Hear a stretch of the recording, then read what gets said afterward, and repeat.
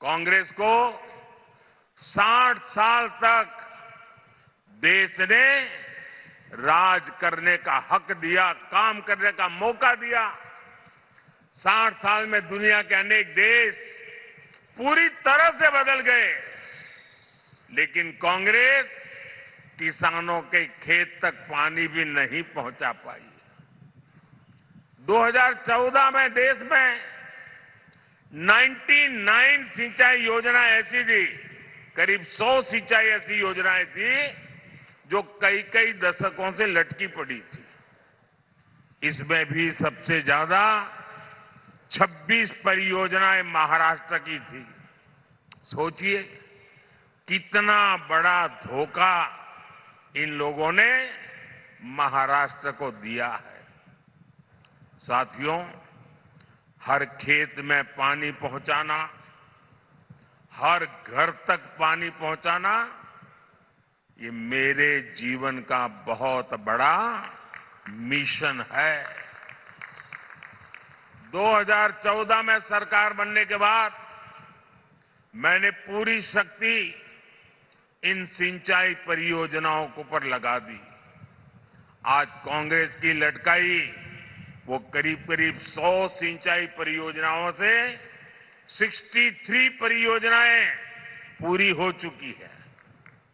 जिस नीलवांडे डैम का इंतजार 50 सालों से हो रहा था, उसे हमने पूरा करवाया।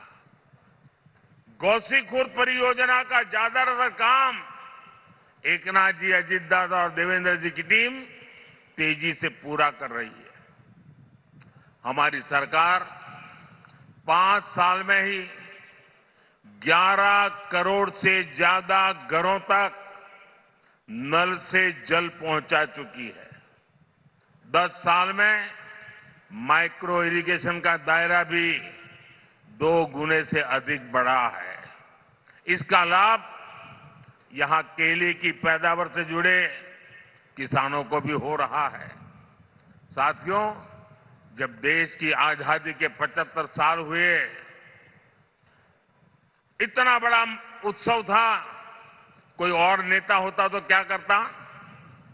कोई एक बड़ा स्तंभ खड़ा कर देता, उस पर अपना नाम लिखवा देता, कोई ऐसी चीज बना कर देगा खुद के नाम पर जड़ देता।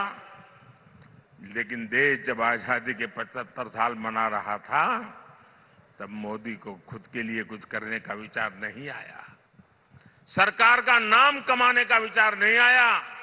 तब मैंने संकल्प लिया था कि देश के हर जिले में 75 साल के निमित्त 75 अमृत सरोवर बनवाऊंगा।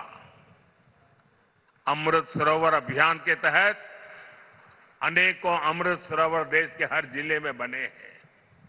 ये अमृत सरोवर मेरे दिमाग में मेरा किसान था, मेरे दिमाग में खेत था, मेरे दिमाग में सूखे खेतों को पानी पहुंचाने का एक संकल्प था।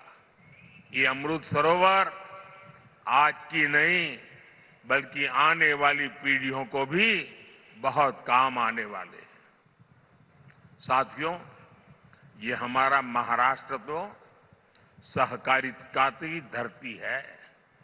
यहां के हमारे शुगर कोऑपरेटिव की किसानों को सशक्त करने में बहुत बड़ी भूमिका रही है।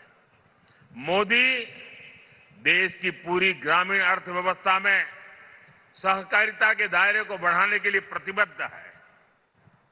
इसलिए 2019 में जब आपने फिर पूर्ण बहुमत की सरकार बनाई, तो हमने पहली बार देश में सहकारिता के लिए अलग मंत्रालय बनाया, अलग मिनिस्ट्री बनाई। हमने देश भर में 10,000 किसान उत्पादक संघ एफपीओ बनाने का अभियान शुरू किया, जिसमें से 8,000 बन भी चुके हैं। यहां महाराष्ट्र में एफपीओ शानदार काम कर रहे हैं।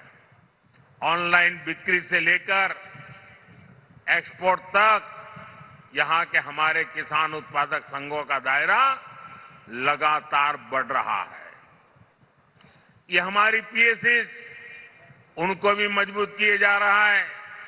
इनको सरकार की अनेक दूसरी योजनाओं की सेवाएं देने के लिए भी तैयार किया जा रहा है।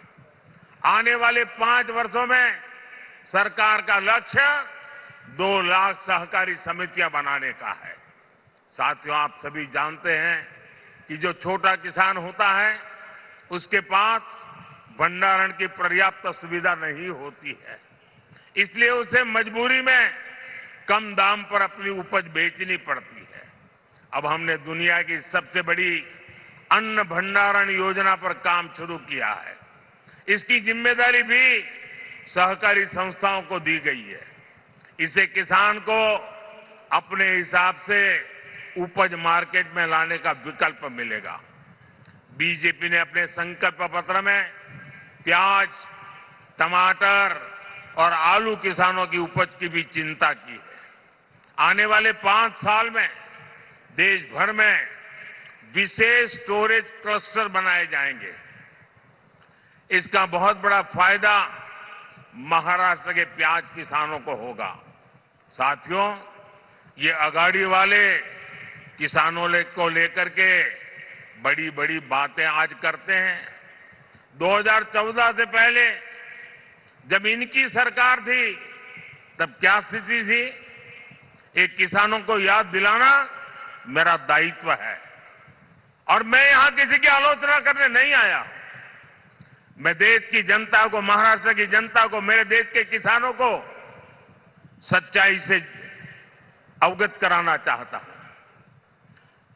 10 साल जब रिमोट कंट्रोल वाली सरकार चलती थी तब यहां के कद्दावर नेता देश के कृषि मंत्री थे। और क्या हुआ था, जब यहां के बड़े कद्दावर नेता दिल्ली में बैठे राज करते थे तो गन्ने का एफआरपी करीब 200 रुपये था। और आज मोदी के सेवा काल में गन्ने का एफआरपी 340 रुपये प्रति क्विंटल, यानी करीब करीब 350 रुपये